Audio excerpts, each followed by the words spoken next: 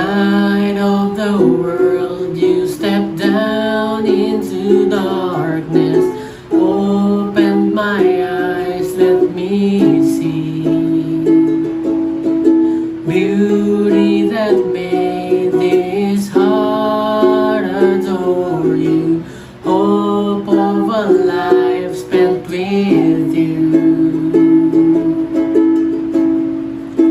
So here I am to worship, here I am to bow down, here I am to say that you're my God.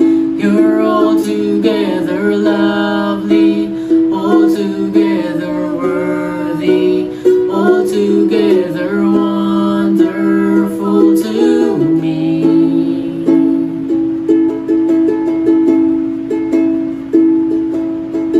King of all days, oh so highly exalted, glorious in heaven above. Humbly you came to the earth you created, all for love's sake became poor. So here I am to worship, here I am to bow down, here I am to say that you're my God. You're altogether lovely, altogether worthy, altogether wonderful to me. Here I am to worship, here I am to bow down, here I am to say that you're my God. You're altogether lovely, altogether worthy, altogether wonderful to me. I'll never know how much it costs to see my sin upon that cross. I'll never know how much it costs to see my sin upon that cross. I'll never know how much it costs to see my sin upon that cross. I'll never know how much it costs to see my sin upon that cross.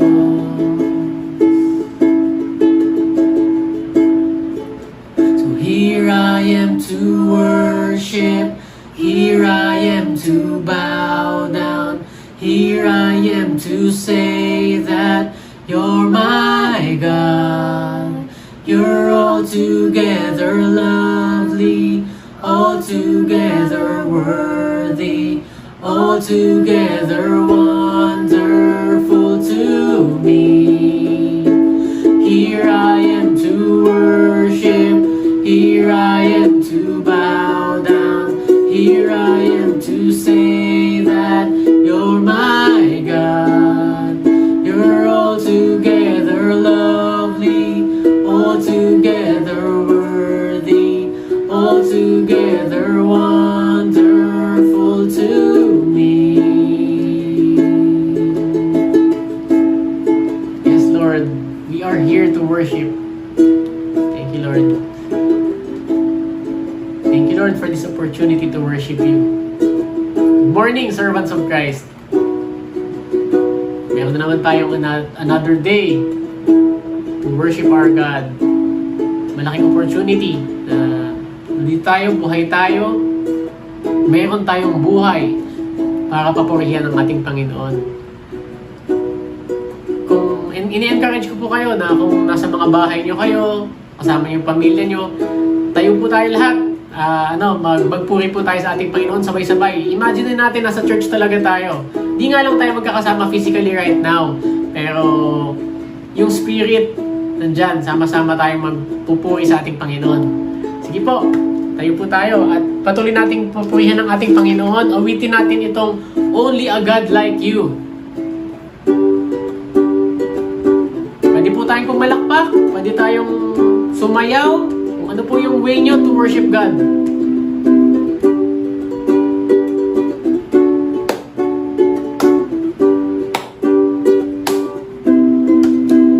For the praises of man, I will never ever stand.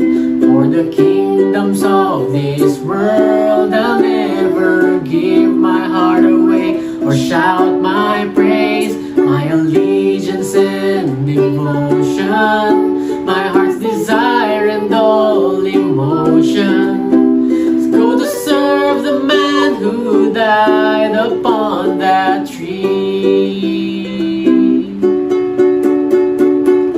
Only a God like you could be worthy of my praise and all my hopes and faith. To only the King of all kings do I bow my knee and sing, give my everything. Only a God like you can be worthy of my praise and all my hopes and faith. To only the King of all kings do I bow my knee and sing, give my everything. To only my Maker, my Father, my Savior, Redeemer, Restorer, Rebuilder, Rewarder. To only a God like you do I give my praise.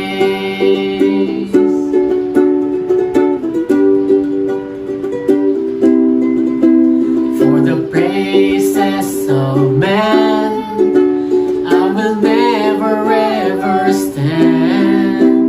For the kingdoms of this world, I'll never give my heart away or shout my praise, my allegiance and devotion, my heart's desire and all emotion. Let's go to serve the man who died upon that tree. Yeah. Only a God like you can be worthy of my praise and all my hopes and faith. To only the King of all kings do I bow my knee and sing, give my everything. Only a God like you can be worthy of my praise and all my hopes and faith. To only the King of all kings do I bow my knee and sing, give my everything. To only my Maker, my Father, my Savior, Redeemer, Restorer, Rebuilder, Rewarder. To only a God like you do I give my praise.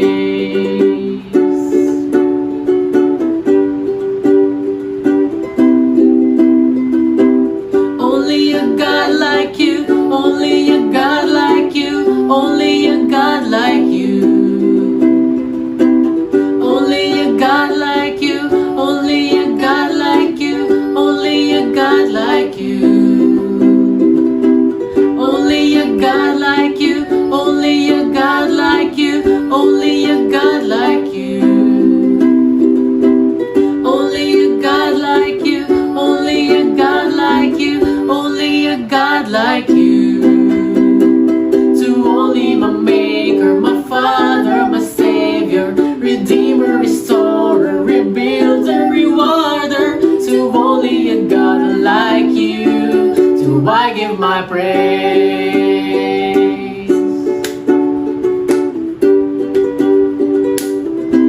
Do I give my praise.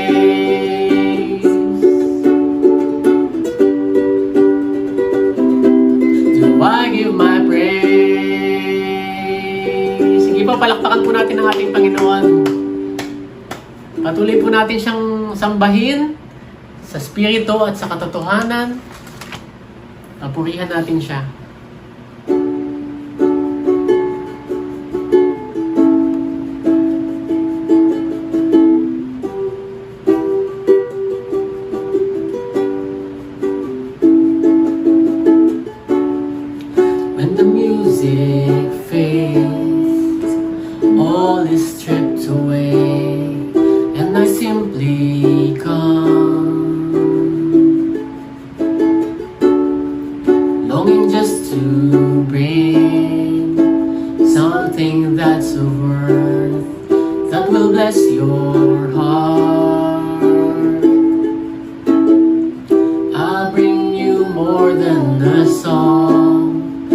the song in itself is not what you have required.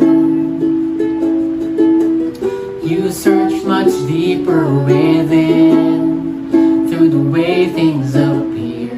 You're looking into my heart. I'm coming back to the heart of worship, and it's all about you. It's all about you, Jesus. I'm sorry, Lord, for the thing I've made it. When it's all about you, it's all about you, Jesus.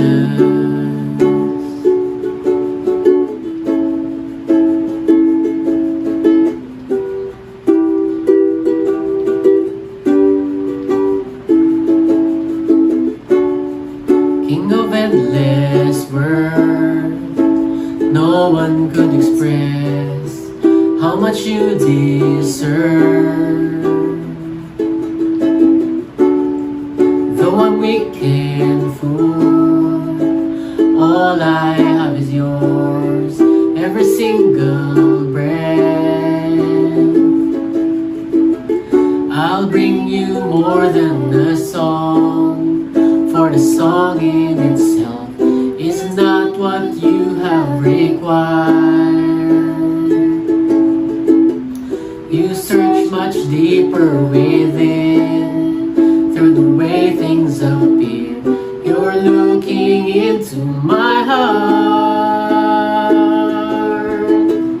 I'm coming back to the heart of worship, when it's all about you. It's all about you, Jesus.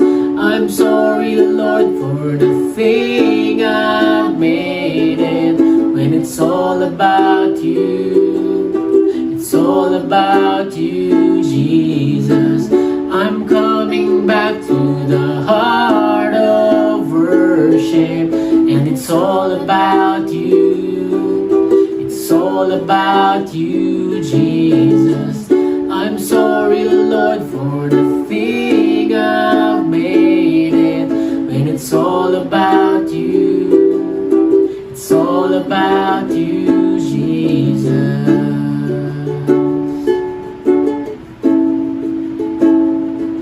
It's all about you. It's all about you, Jesus. We worship you, God. We bless your name, O God. Lumalapit po kami sa inyo, Panginoon. Sinasamba namin kayo.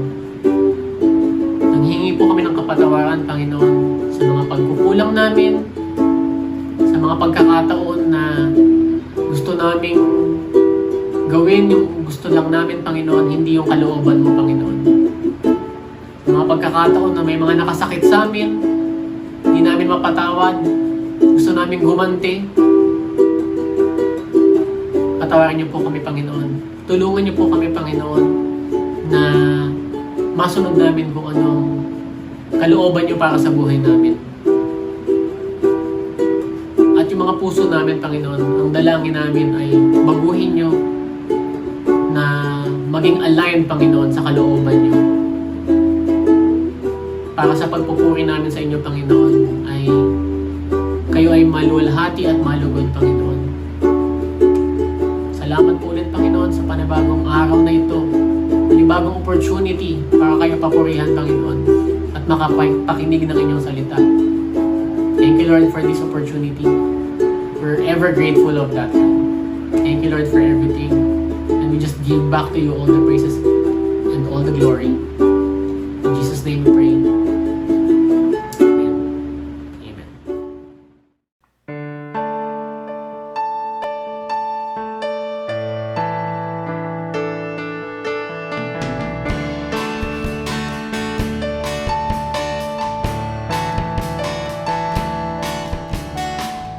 Kung walang sigla ang iyong buhay,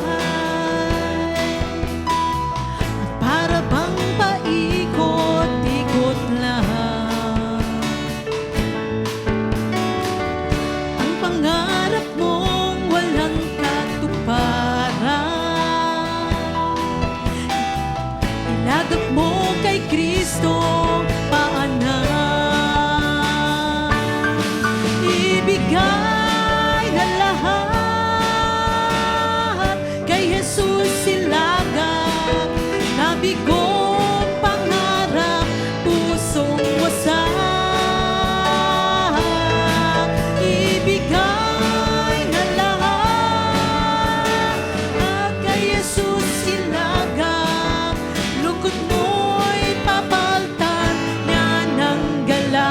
ibigay na lahat, ibigay na lahat kay Jesus ilagak, nabigong pangarap, pusong wasak. Ibigay na lahat at kay Jesus ilagak, lungkot mo'y papalitan niya ng galak. Lungkot mo'y papalitan niya ng galak.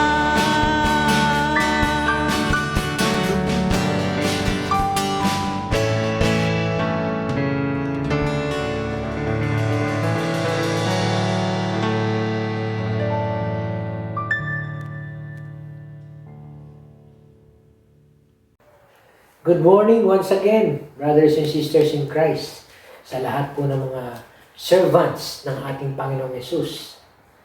At alam ko po na ang bawat isa sa atin ay naglilingkod, pinaglilingkuran natin ang ating Panginoon at maging ang ating kapwa. Kaya matuturing po tayo mga servants of Christ. Wow, second week of October at malapit na naman ang pagdating ng Kapaskuhan. And hopefully, ay muli, no? Makasama natin ang ating mga mahal sa buhay, ang mga ating mga kaibigan, at maging ang ating mga churchmates sa araw ng Pasko para may pagdiwang ang kapanganakan ng ating Panginoong Yesus. Kaya nga po, habang nandito pa tayo, ay patuloy po tayong manalangin sa ating Panginoon na lubusan na po tayong makalaya dito po sa ating pandemic. Ang isa pa pong kaganapan dito sa Pilipinas, kasi meron po tayong mga tagapakinig na nasa abroad, ay isa-isa na pong nagpa-file ng kanilang mga COCs, no? Yung mga kakandidato for 2022 election. Mula po sa president hanggang sa mayor, ay sisimula na sila na magbigay ng kanilang intention at sa kanilang ng certificate of candidacy. Okay? At hindi po maalis no? Dito po sa Pilipinas na pagka meron pong mga ganito ay may mga kwentuhan pa rin, no?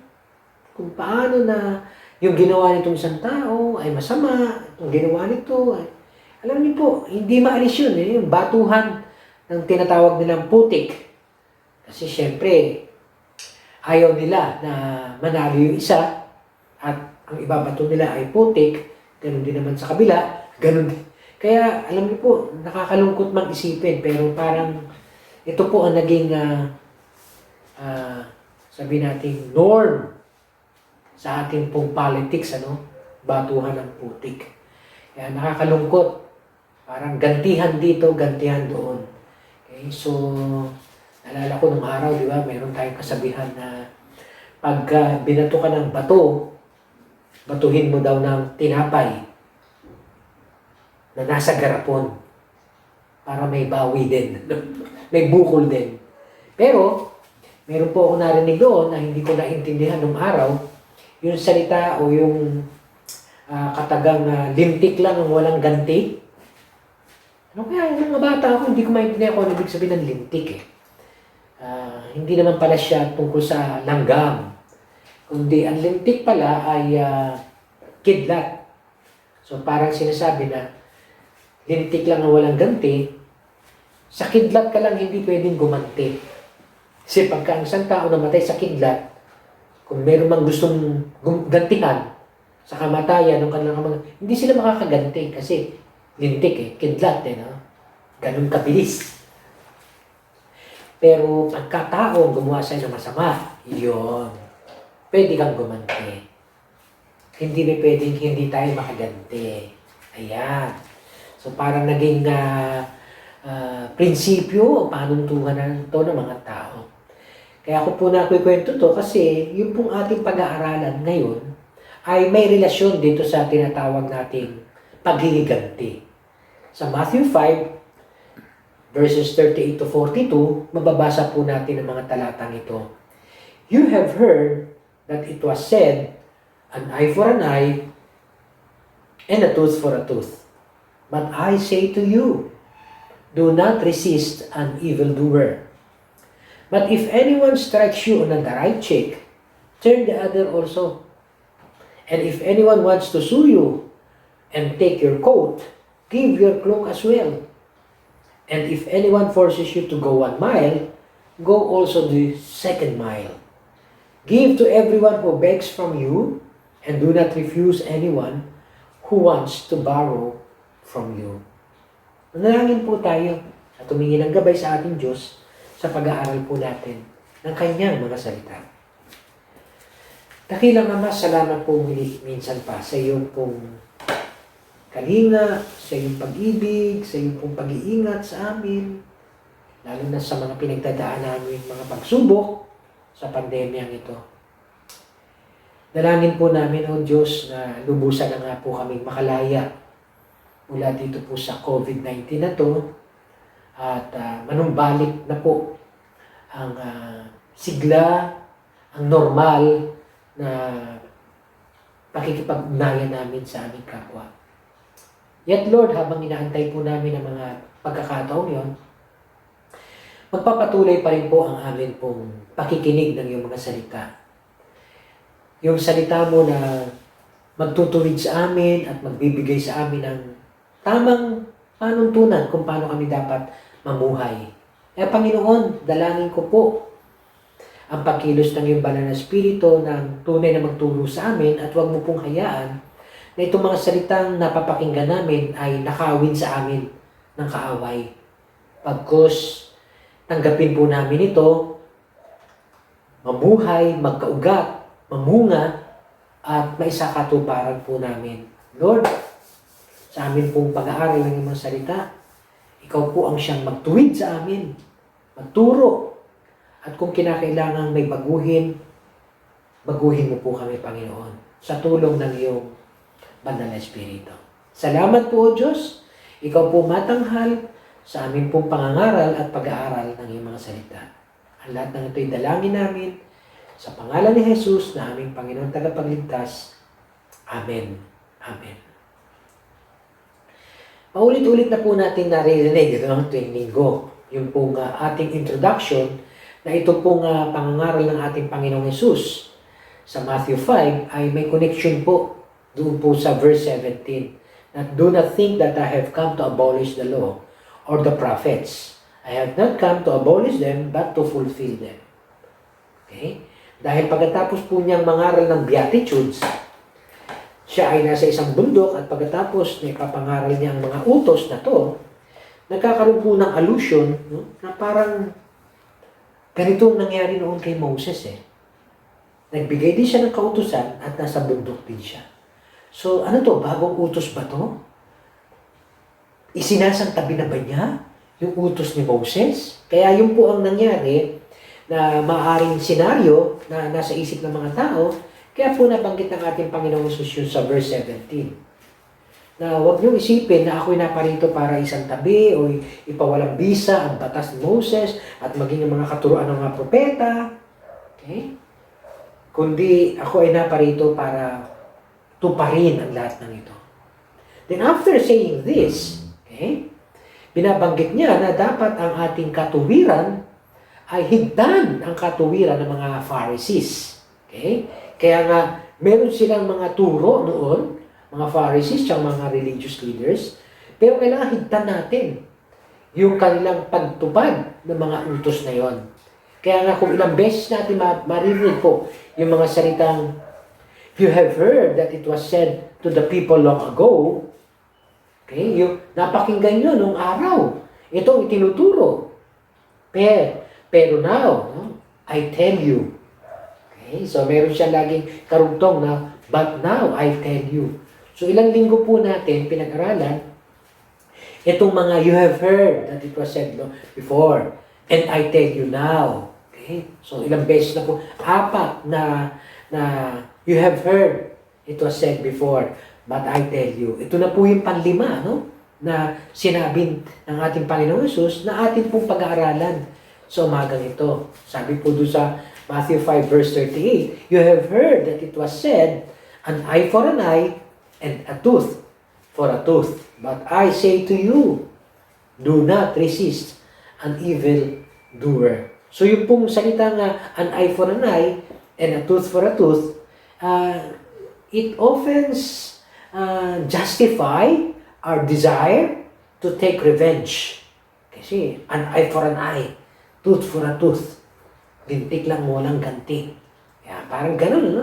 Yun po ang ating parang kakaunawa sa mga talatang ito, na ito ay paghihiganti. So yung ating vendetta ay lalong nag-accumulate at kung minsan parang nagkakaroon pa ng blood vengeance kung kinakailangan. Kasi ito daw po ang kailangan nating gawin. Hindi tayo dapat magpaapi, kundi dapat gumanti. An eye for an eye and a tooth for a tooth. Parang yung kilala ko dating engineer, okay, na laging inuutusan ng kanyang boss na magipagtimpla siya ng kape. Samantalang meron naman daw secretary, parang inaasar lang siya at kung makautos ay masyadong parang hostile sa kanya. Pero sa tuwing siya ay nagtitimpla nito, nakangiti lagi siya. Hindi po Christian yun, ha? Hindi po Christian. Para bang makikita sa kanya na, okay itong tao ito kahit na siya ay parang galit lagi si boss sa kanya, pero lagi siya nakangiti pagka nagtitimpla ng kape. Meron yung engineer yun, ha? Tapos magtitimpla ng kape. Bagamat yung boss niya, syempre, engineer din. Pero may secretary, yun ang reason ng mga tao doon. Kaya parang, bakit? Ang bait-bait naman itong tao nito. Hindi pa po Christian yun. Kaya nakangiti lagi pagkat, boss, ito na po yung kape niya. Oh. Tapos naging Christian po yun. Saka palang naging Christian yun, ano? At nung naging Christian na po siya, one time, sa aming sharing lang, hindi naman po, wala kaming invited na ibang tao nun. Kami-kami lang po mga Christians ang nandoon. Nag-testify siya. Sabi niya, alam niyo po, nung ako'y hindi pa po Christian, sa totoo lang, mahilig po ako maghiganti. Nagulat kami. Pag kami gumagawa po sa akin na masama, imposible po hindi ako gumanti. Tapos may nag-isang ko, balita namin na mabait ka doon sa department nyo. Balita namin kahit na inuutusan kang pagtimpla ng boss mo ng kape, nakangiti ka pa nga to. Yun nga po. Kasi kaya po ako nakangiti. Kasi bago ko po ibigay kay boss yun, dinuduraan ko po yung kape niya. Imposible pong hindi ako gumanti sa kanya sa ginagawa niya sa akin. Dinuduraan ko yung kape na iabot ko kay boss. Kaya nakangiti ako. Pero ngayon pong Christian na ako. Ngayon pong Christian na ako. Itutuloy ko pa rin po ang pangiti. But this time, hindi na po ako magiganti sa kanya. Naiintindihan ko na po kasi ang kalagayan ng tao. Yun, no? So hindi na niya dinuturuan yung kape ng boss niya. Okay? Pero parang naging normal no? Naging norm. Naging practice ng bawat tao na gumanti sa bawat kamaliang nagagawa sa kanila. Kaya nga po, nabanggit doon, an eye for an eye. May justification naman tayo Tooth for a tooth. Okay? So, meron tayong justification para maghiganti. Kaya nga po, ito ba talaga ang tinuturo ng ating Panginoong Yesus? O sa Old Testament? Kaya nga, sasagutin natin yung tanong na how can we avoid taking revenge? Paano ba natin maiiwasan na gumanti ng masama sa mga taong nakagawa sa atin ng masama? So, balikan po natin yung sinabi noong araw. You have heard that it was said before, an eye for an eye and a tooth for a tooth. Ito po mga talatang ito, katagang ito, ay mababasa po natin sa Leviticus chapter 24, verse 19 to 20. Ang sabi po doon, if anyone injures his neighbor, whatever he has done must be done to him. Fracture for fracture, eye for eye, tooth for tooth. As he has injured the other, so he is to be injured. Kung paano siya sinaktan, kung nabalian man yan, sa mata, sa ngipin, dapat ganun din ang bawi dun sa nakasakit sa kanya. Okay? So ito patungkol sa physical, ano? Pero mayroon pa po akong isang nabasa sa Deuteronomy 19, verses 16 to 21. If a malicious witness takes the stand to accuse a man of a crime, the two men involved in the dispute must stand in the presence of the Lord before the priest and the judges who are in the office at that time. The judges must make a thorough investigation. And if the witness proves to be a liar, giving false testimony against his brother, then do to him as he intended to do to his brother. You must purge the evil from among you. The rest of the people will hear of this and be afraid, and never again will such an evil thing be done among you. Show no pity. Life for life, eye for eye, tooth for tooth, hand for hand, foot for foot. So to, kung titingnan po natin, malicious witnessing, ano? False testimony. Kung halimbawa, meron pong isang kakasuhan at magbibigay siya ng false testimony. Kung ito po ay talaga maabsuelto at matagpuan na siya ay nagsisinungaling, okay, hindi siya absuelto. Siya ang parurusahan na dapat na dito ibigay. Kung dahil siya ay nasumpungan na inosente, ito na nagbigay ng false testimony, siya pala daw dapat ang tumanggap nung kaparusahan. Sabi dyan, ano? Do to him as he intended to do to his brother. Kaya nga po, yung pagbibigay ng testimony, okay? Lalo na, okay? Yung pong napag-aralan natin last week, swearing, ano? Okay? I tell the truth and nothing but the truth, so help me God. Okay? Hindi ka pwedeng bumitaw ng mga maling testimonya. Dahil kung ikaw ay masumpungan at matagpuang nagsisinungaling, false testimony, bibitawan mo, malicious witnessing, ikaw ay kasama sa parurusahan. Sana ganun, ano? Sana all. Parang sa ganun. Wala pong lalabas na mga false testimonies. Kaya nga po, dapat bukod dun sa false testimonies, baka may iba tumatanggap ng bribe. Dapat pare-pareho silang nagkaroon ng ng pananagutan. Dahil dito, ito ay patungkol yung una kanina, physical injuries, ano? Pero ito, maging ang testimonies, ano? Pati na po yung swearing natin, ano? Yung promises, yung oath natin, yung vows, no? Katulad ng napag-aralan natin last week, ay dapat tutuparin mo at totoo, truthful ka. Dahil kung hindi ka truthful, an eye for an eye and a tooth for a tooth. Okay? So doon po pumapasok yung prinsipyo. Ang nakakalungkot po, yung pong an eye for an eye and a tooth for a tooth, ay ginawa po nilang parang batas, law of retaliation. Naging batas upang ang bawat isa ay magkaroon ng pagkakataon na makapaghiganti. So the Jews tended to view the law of retaliation as God's permission to take vengeance. Parang ang interpretation nila, itong an eye for an eye and a tooth for a tooth ay yun. Pinahihintulutan tayo ng Diyos na gumanti sa bawat magagawang mali sa atin. Okay? Kung papansinin po natin, ito ba talaga ang intensyon ng Diyos? Kung bakit niya binanggit yung an eye for an eye and a tooth for a tooth? Bakit naman po sasabihin niya sa Leviticus 19 verse 18, do not seek revenge or bear a grudge against one of your people, but love your neighbor as yourself. I am the Lord. Bakit naman niya babawiin dito yun? Kaya ang nakikita po natin dito ay hindi lamang po mali ang interpretasyon ng mga religious leaders nung araw dito sa an eye for an eye, tooth for a tooth, na akala nila ito ay to take revenge. God's intention for this phrase, an eye for an eye and a tooth for a tooth, is not to take revenge, but rather to enforce justice. Nakita po natin kanina, di ba? Yung tao na mali ang kanyang testimonya dahil gusto niya na itong taong ito ay makulong.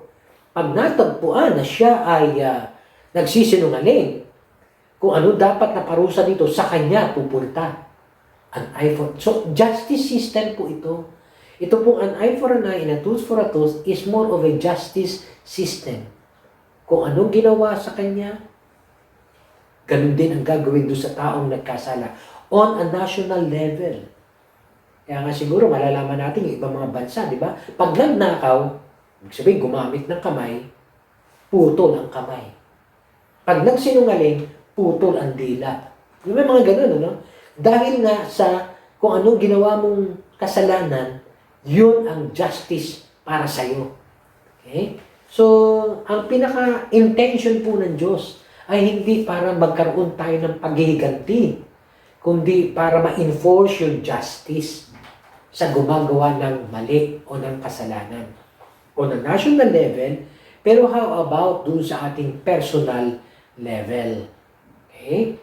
So pagdating po sa personal level, mababasa po natin yung sinasabi ng Matthew 5 verse 38 to 42. You have heard that it was said, an eye for an eye and a tooth for a tooth. Hindi po yan revenge, kundi more of a justice. But now I say to you, yan, personal level, no? Do not resist an evildoer. Huwag kang gaganti ng masama sa taong nakagawa sa iyo ng masama. Sa Tagalog po, no? So, tingnan po natin, how can we now avoid taking revenge? Hindi po natin maiwasan yun, eh. Gusto natin talagang gumanti dahil nga sa masamang ginawa sa atin. Ang una po natin dapat tandaan is let us leave vengeance to God. Ipagkatiwala po natin sa ating Diyos ang paghihiganti. Huwag tayong maghiganti, hayaan natin ang Diyos ang gumanti para sa atin. Hindi natin maalis yun, eh. We want to believe, no, na gusto natin mangyari na kung ano ang deserving sa kanila dahil ginawa niya ako na masama, gaganti ako sa kanya. Alam niyo po, nakakalungkot po, no? Every time na tayo ay may nagawa ng masama, we really want to get even. Okay? Gusto natin talaga makaganti. Kahit na ano pa mang paraan yun. Okay? Pero, alam niyo po, ilang beses po binanggit ang mga talatang ito. Sa Deuteronomy 32, verse 35, Yahweh says, it is mine to avenge. I will repay. Proverbs 20, verse 22, do not say, I'll pay you back for this wrong. Huwag natin sasabihin, pagbabayaran mo ang ginawa mong masama sa akin. Wait for the Lord, sabi po dyan, and He will deliver you. Antayin mo ang Diyos ang gumanti para sa iyo. Okay? Huwag ikaw ang gumanti.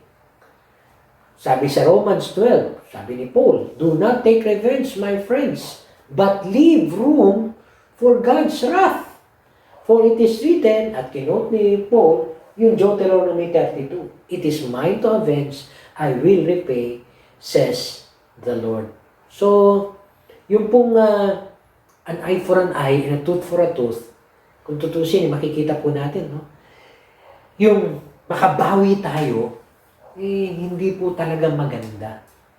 Dahil mas mabuti na hayaan natin ang Diyos ang gumanti para sa atin. Pag ang Diyos ang gumanti, sigurado, makakabawi tayo. I mean, no? Pero siyempre, no? Lahat ng mga sasamang ginagawa ng tao, ay merong kaparusahan na idudulot ang Diyos. Wag po nating abusuhin yung biyaya ng Diyos. Okay? Mabiyaya ang Diyos sa ating mga makasalanan. Pinatawad niya tayo sa ating mga kasalanan. Right? Pero wag po natin abusuhin na, ay gagawa ulit ako ng kasalanan para yung biyaya niya lalong makita sa buhay ko. Ay, hindi po ganun. Meron po sinasabi din si Paul sa Romans na ganun, ano? Huwag mong abusuhin. Okay? Dahil sa, siyempre, biniyayaan ka na nga ng Diyos eh. Pinatawad ka na. Tapos abusuhin mo yung papatawad na yun. Hindi pa pwede yun. Hindi natin pa pwedeng imak ang ating Diyos. Hindi natin pwedeng lokohin ang ating Diyos. Kaya nga niya tayo biniyayaan para magkaroon tayo ng bagong buhay na may enjoy sa piling niya.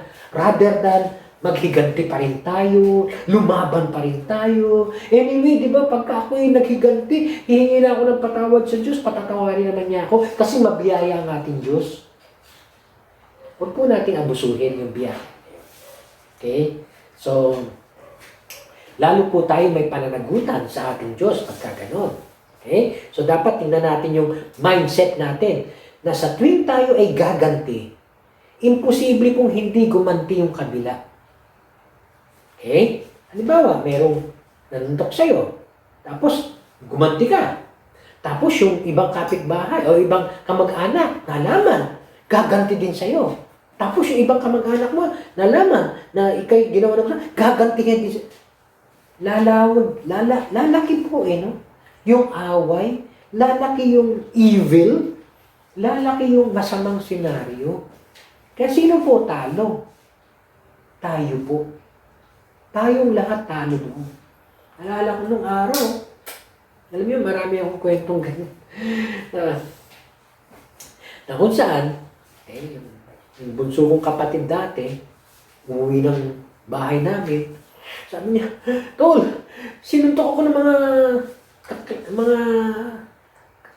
ano tawag doon? Schoolmates. Hindi naman niya kaklase. Baka mas mataas ang higher batch sa kanya. Talaga, tawag ako agad ng mga barkada. Kasi barkador po kami noon. Tawag. Punta kami. Pagdating namin doon sa lugar, okay, talagang nakahanda kami. Pero wala kami mga dala. Pero may dala kami karatista. Kaibigan namin karatista.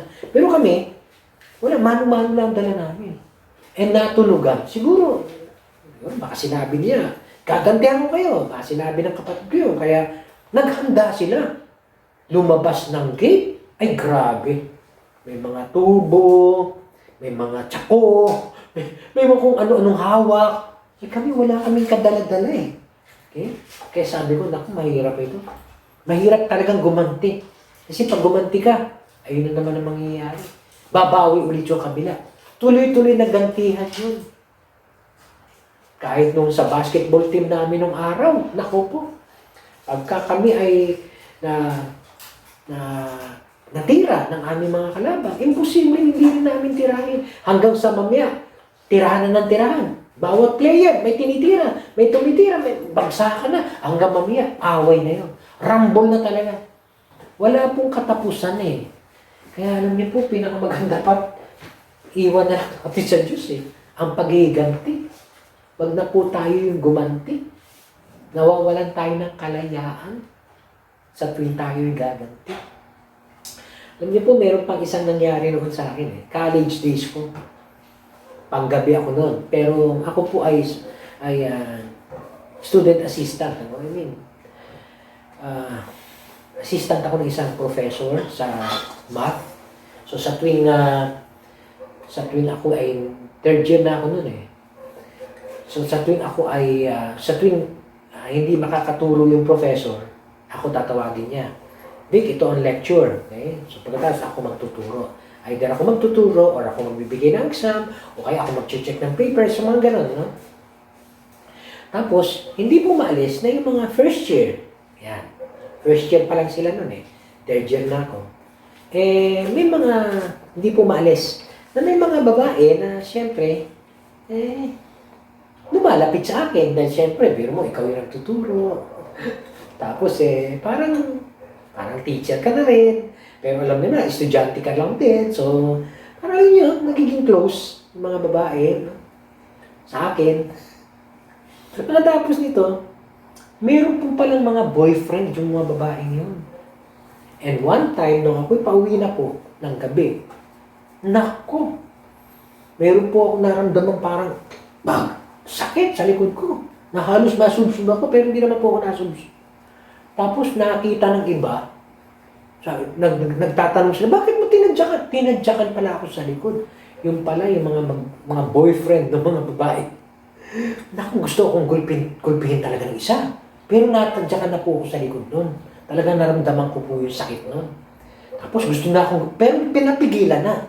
Napigilan na ng mga grupo kasi marami kami naglalakad na pauwi eh. Gabi. Sa may Intramuros, no? Mabuwa. Eto na ngayon. Hawak ko na yung aking ballpen. Baka ako kasi pagka gagantihan ko siya ulit. Pero mayroon din pumipigil na sa akin. Sa madalit salita, nahinto po yun. Okay? Hindi kami natuloy. Pero pagkatapos nun, pagdating ko ng bahay, katulad nga po ng kinikwento ko, barkador kami nun, may mga barkada ako nun, talagang pinagplanuhan namin kung paano kami gaganti. Masama po loob ko nun eh. Okay? Talagang nakakasakit ng kalooban talaga. Natadyakan ka ba sa likod?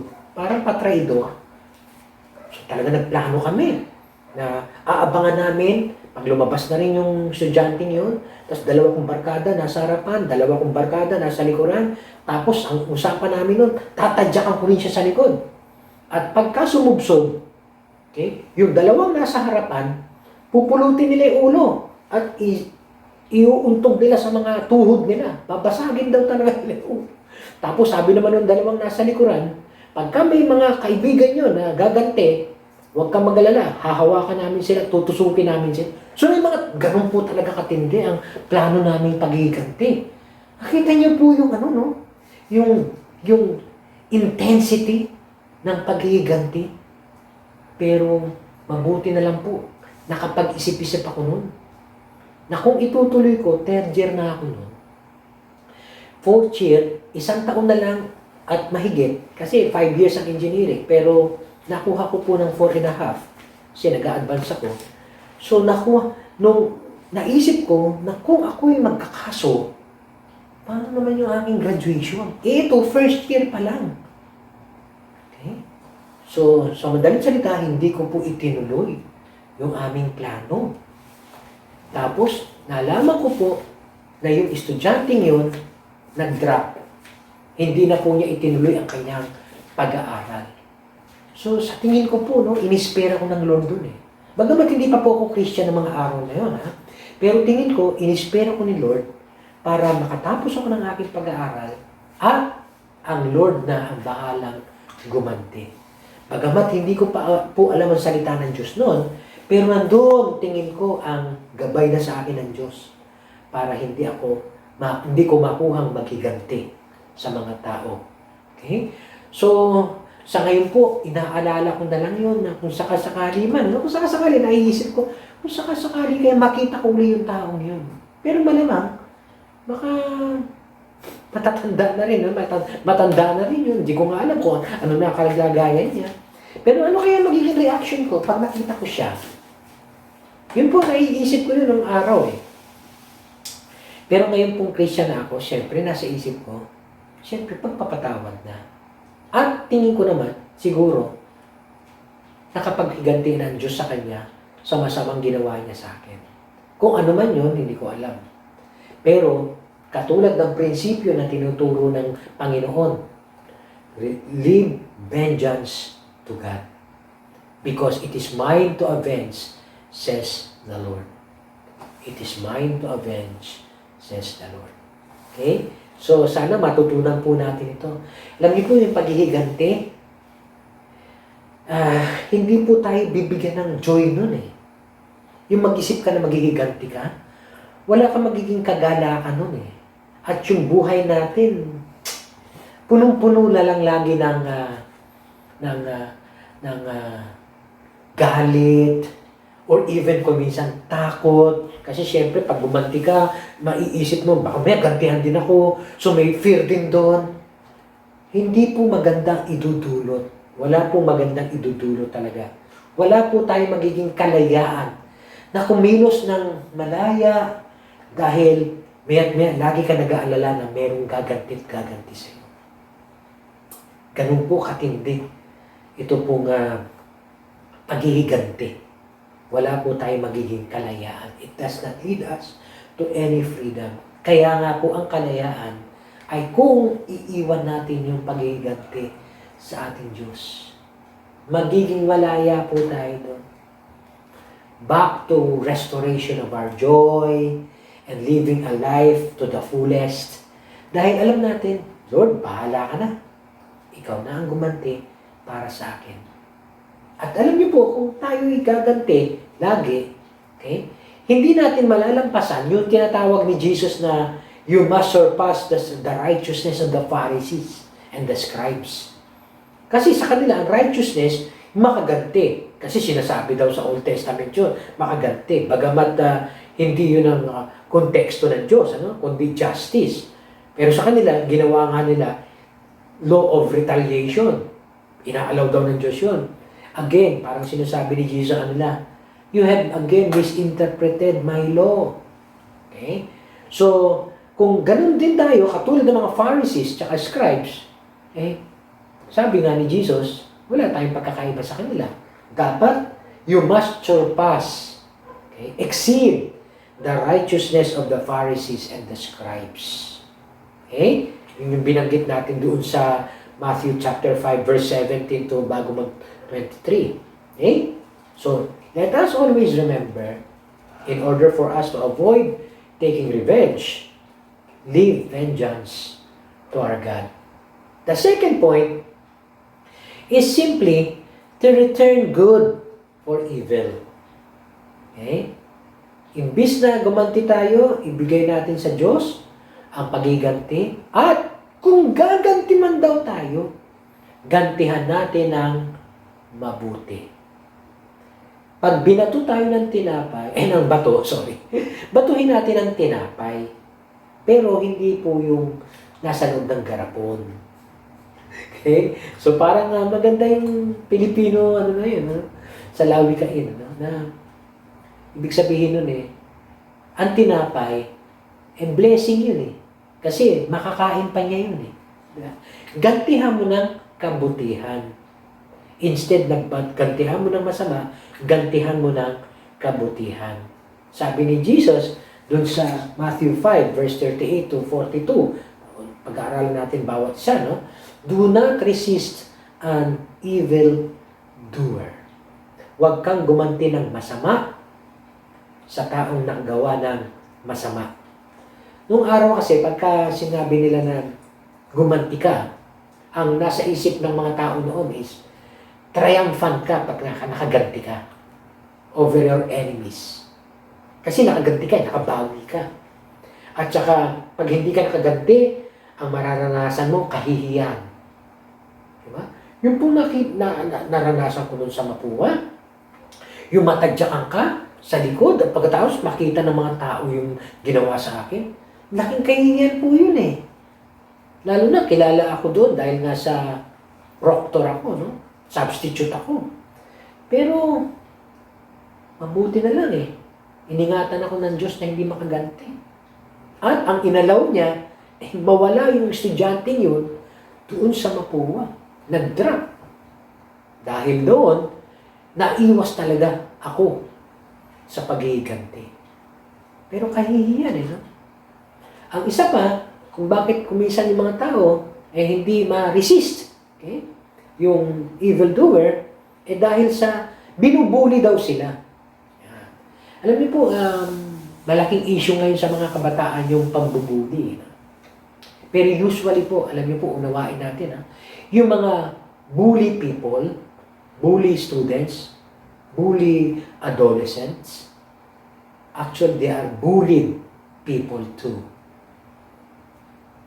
Gumaganti lang sila ng pambubuling ginagawa sa kanila. Hindi nga lang doon sila nagbubuli sa kanila. Ang ginagantihan nila ay yung mga hindi kayang gumanti sa kanila. Okay? Pero isang uri ng paghihiganti yun. Okay? Kaya kawawa din sila. Hindi rin sila matatahimik. Dahil sa patuloy nilang ginagawa yun, patuloy din silang mabubuli. Okay? Kaya po, nakakalungkot mong isipin. Yung mga ganitong klaseng attitude. At yung iba naman, kaya gustong pinipilit gumanti dahil sa ayokong maging alipin. Ayokong lagi na lang ako nagtitimpla. Dahil ako lagi pinagtitimpla niya, Akala niya alipin ako. Okay, turaan ko nga ang kape nito. Okay? Pero, again, hindi po yun ang dapat nating iniisip. Dahil ang sabi ni Jesus, do not resist an evil doer. Okay? Kahit na mayroong nagawang kasalanan sa atin o mali ang isang tao, huwag tayong gumanti sa anumang kasalanan ito, sa anumang kamalian ito. Dahil kung gumanti tayo, wala na tayong pagkakaiba sa kanila. At sa ibang version, nakita ko, do not resist the evil. Okay? So, ang iba't ibang version kasi ay pwedeng the evil through evil means. Ibig sabihin, huwag kang gumanti sa pamagitan ng masamang pamamaraan or huwag kang gumanti sa masamang tao na gumawa sa'yo ng masama. Pero pwede rin daw na huwag kang gumanti sa pamagitan ng masamang pamamaraan. Ibig sabihin, pwede kang gumanti pero huwag sa masamang paraan, kundi sa mabuting paraan. Yun po ang sinasabi ng ating Panginoon dito. Not by evil means. Okay? So yung evil doon, sa ibang version kasi evil doer, it could either mean, ibig sabihin by evil means or the evil person, the evil doer. Okay? Do not resist. Huwag kang magiganti ng masamang paraan o huwag kang magiganti doon sa masamang tao na gumawa ng masama sa iyo. So, ibig sabihin, pwede kang gumanti, pero huwag sa masamang pamamaraan, kundi sa pamagitan na mabuti. Okay? Return good for evil. At sabi nga ni Jesus doon, nagbigay na siya ng illustration. Paano ba tayo makakaganti ng mabuti? Paano ba tayo hindi makakaganti dun sa masama? Okay? So, pareho lang naman yung tanong na yun, So, paano tayo makakaganti ng hindi masama? Nagbigay na siya ng illustration. If anyone strikes you on the right cheek, turn the other also. Wow! Parang physical yun, At doon pala sa kanila, sa panahon nila, pagka ikaw ay sinampal, isang humiliation yun. Isang malaking insulto sa dignidad ng iyong pagkatao. Ganun pala kahalaga yung sampal. Kaya yung iba sinasabi nila, suntukin mo na ako, huwag mo na akong sampalin. Kasi isang insulto yung pananampal sa mga tao nung araw. Bukod sa physical abuse yun, okay? Yun ay insult o humiliation. Kaya nga, sabi ni Jesus, kung ikay, parang sinasabi niya dito, kung ikay ininsulto, huwag kang gumanti ng pang-iinsulto. Hayaan mo siya. Okay? Rather, ibigay mo pa yung kabila. Okay? Hindi naman ibig sabihin na magiging doormat tayo, na hayaan na lang tayo, insultuhin na insultuhin. Gantihan natin ang papuri. Pagka tayo may nakakwentuhang iba, imbis na insultuhin din natin sila, or siraan din natin sila, bakit hindi natin ikwento sa iba yung mabubuting nagagawa ng tao nito? Dahil naniniwala naman tayo, ang isang tao may nagagawang mabuti at may nagagawang mali. Okay? Dapat pareho tingin natin. Hindi pwede ang isang tao tingin natin lahat na lang ng ginagawa niya mali. Ang isang tao lahat na lang ng ginagawa niya tama. Hindi, may nagagawa rin tama ito. May nagagawa rin mali ito. Balance yun. Okay? Dapat tingin natin ganun, At maging balanse tayo. So yung ginagawang mabuti ng tao, bagamat ginagawa niya tayo masama, bigyan kaya natin ng papuri din. Para sa ganun, it is just like turning the other cheeks also. Okay? Magugulat sa atin, ano ba ito? Ininsulto ko na. Okay? Kinikwento pa niya sa mga kapitbahay namin na mabuti akong tao. Sa bagay. Kasi sa bagay talaga meron naman na tayong makikita mabuti sa isang tao Okay? Kahit na kuminsan nang insulto siya. But this is the way on how we could resist an evildoer. This is the way on how we could avoid taking revenge. Okay? Katulad ng sinabi ni Jesus dyan. Okay? Ang pangalawa na sample niya is, if anyone wants to sue you and take your coat, give your cloak as well. So parang sinasabi naman dito, yung kung ikaw ay kakasuhan dahil gustong kuhanin ang iyong damit, ibigay mo na rin pati yung balabal mo. So, kung ano man yung abuso na gagawin sa'yo, inaabuso ka na kukunin yung mga gamit mo no? Hayaan mo lang. Bigay mo pa. Parang ang hirap gawin, ano? Pero alam nyo, hindi naman sasabihin siguro ng ating Panginoon to kung alam niyang hindi natin magagawa. Alam din niya, kaya natin sa tulong at biyaya ng ating Panginoong Jesus at sa kapangyarihan ng Kanyang banal na Espiritu. Kung tayo lang, yung Adamic nature natin, hindi nga natin magagawa yun. Kaya nga hihingi tayo ng tulong sa ating Panginoong Jesus, Lord, tulungan mo po ako. Para hindi ako makaganti sa taong ito. Another na illustration na ginawa ng ating Panginoon is, if anyone forces you to go 1 mile, go also the 2nd mile. Yung ibang version po nito ay meron pong soldier or military. So parang pag pinilit ka ng isang sundalo, kasi sa context nila, di ba? Mga Roman soldiers, pinilit ka, buhatin mo itong aking gamit at samahan mo ako. Okay? Pinilit ka na maglakad, ng 1 mile, maging willing ka. Sure, kahit 2 miles pa, para lang sa'yo. Yung mga ganun tipo ba? Okay? So, makikita natin na ang sinasabi ng Panginoon dito, maging willing tayo na sa kabila ng ginagawa sa atin, doblehin pa natin.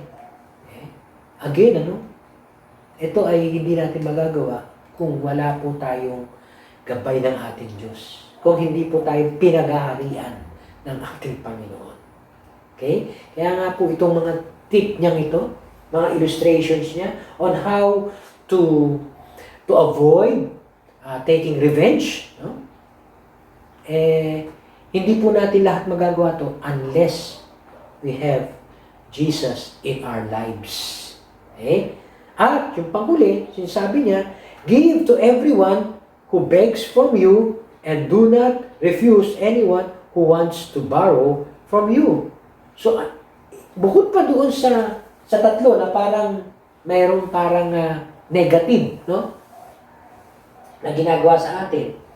Striking the right cheek, insulting, suing us, parang abusing us, forcing us to go 1 mile. Dito parang bigla naging positive, no? Kung merong nanghihingi sa'yo ng tulong, nagmamakawa, nanghihiram, pahiramin mo. Bigyan mo. Do not refuse and who wants to borrow from you, and do not and give those who beg from you. So dito po, parang bottom line ng lahat ng kinikwento niya dito, it's all about loving that person. Giving what they need. Okay? Giving what they need. And I do believe this is the very spirit of the law. On how to resist an evildoer, on how to avoid taking revenge. Okay? Do good to them. Okay? Tingnan po natin, no? Yung pong paggawa ng mabuti, ay ito po ay galing sa puso, again, ng isang tao. At ito ay may kasamang pag-ibig. Kaya nga po, babalikan po natin yung mga unang sinasabi ng ating Panginoon. Pag-ibig pa rin na nagmumula sa puso. Okay? So, naalala ko po yung sinabi ni St. Paul sa Romans chapter 12, verse 17 to 21. Do not repay anyone evil for evil. Be careful to do what is right in the eyes of everybody. If it is possible, as far as it depends on you, live at peace with everyone. Do not take revenge, my friends, but leave room for God's wrath. For it is written, it is mine to avenge, I will repay, says the Lord. On the contrary, ito ang pinakamagandang application ng tinuturo ng ating Panginoong Jesus kanina. If your enemy is hungry, feed him. If he is thirsty, give him something to drink. Gantihan mo ng mabuti. Return good for evil. Okay? Remember to leave vengeance to God. Then, return good for evil. If he is thirsty, give him something to drink. If your enemy is hungry, feed him. In doing this, you will heap burning coals on his head. Pag ginawa daw natin yun, ano ba itong taong ito? Ininsulto ko na. Inabuso ko na. Sinaktan ko na. Ginagawan pa rin ako ng mabuti. Binigyan pa rin ako ng ulam. Binigyan pa rin ako ng inumin. Ano ba itong taong ito? Grabe ito. So, parang naglagay daw tayo ng burning coal sa kanya. Ulo, no? Hindi niya maintindihan. Parang siya mismo ang masisira. No? Parang, bakit ganito? Hindi ko maintindihan. Do not be overcome by evil, but overcome evil with good. Okay? So, as a summary, how can we avoid taking revenge? Remember to leave vengeance to our God. Ay, sigurado po yun. Magkakaroon pa tayo ng kalayaan sa ating buhay. Mawawala yung galit, yung takot, at yung espiritu ng pagiganti. Kasi alam natin mayroong isang gaganti para sa atin. At ang pangalawa, let us return good for the evil deeds done to us. Katulad ng sinabi ni Paul sa kanyang salita na in-inspire ng Holy Spirit, dahil pagka gumawa ka ng mabuti, gumawa tayo ng mabuti sa mga maling ginawa sa atin, gagantimpalaan tayo ng Diyos. At yung taong ginawa natin ng mabuti, yun ang maguguluhan. So again, wala pong mabuti sa ating pagiganti. But we could avoid taking revenge by remembering to leave vengeance to our God and returning good for evil. Tayo po'y manalangin. Salamat po muli, Panginoon, sa pagkakataong binigay mo sa amin upang minsan pa matuwid kami sa amin po mga nagagawang kamalian o iniisip sa aming kapwa. Salamat po, Panginoon, sa pagtuturo mo sa amin at patuloy po namin dalangin na maalala namin ang mga mensaheng ito, lalo't higit, Lord, pagka nandun kami sa sitwasyon na may nakagawa ng masama sa amin at maisip namin maghiganti, Lord, maalala naman namin yung turo mo. Na ipagkatiwala namin sa iyo ang paghihiganti at gantihan pa namin ang mabuti yung kapwa at hindi ng masama. Salamat po, O Diyos, sa mensahe mo. Sa iyo po lahat ng papuri, parangal at luwalhati. Sa pangalan ni Jesus. Amen. Nawa ang pag-ibig ng ating Diyos Ama, ang biyaya ng ating Panginoong Jesus, at ang kalakasan na ipagkakalob sa atin ng banal na Espiritu, sumaating lahat, ngayon at magpakailanman. Amen. Amen. Amen. God bless us all, servants of Christ, and see you next Sunday. Here I am waiting, abide in me, I pray. Here I am longing for you.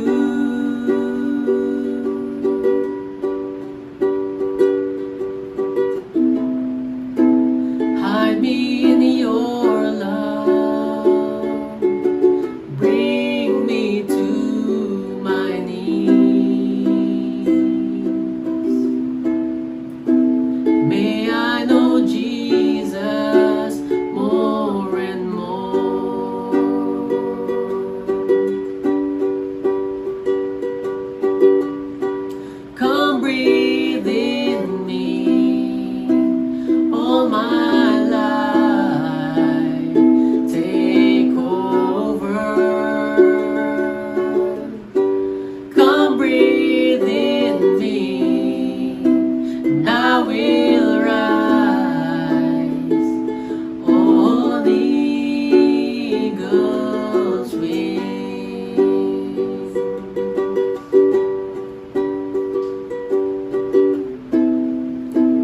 Here I am waiting, abide in me, I pray. Here I am longing for you.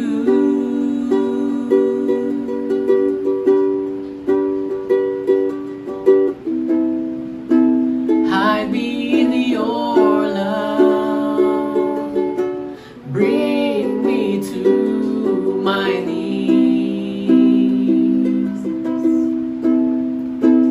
May I know Jesus more and more.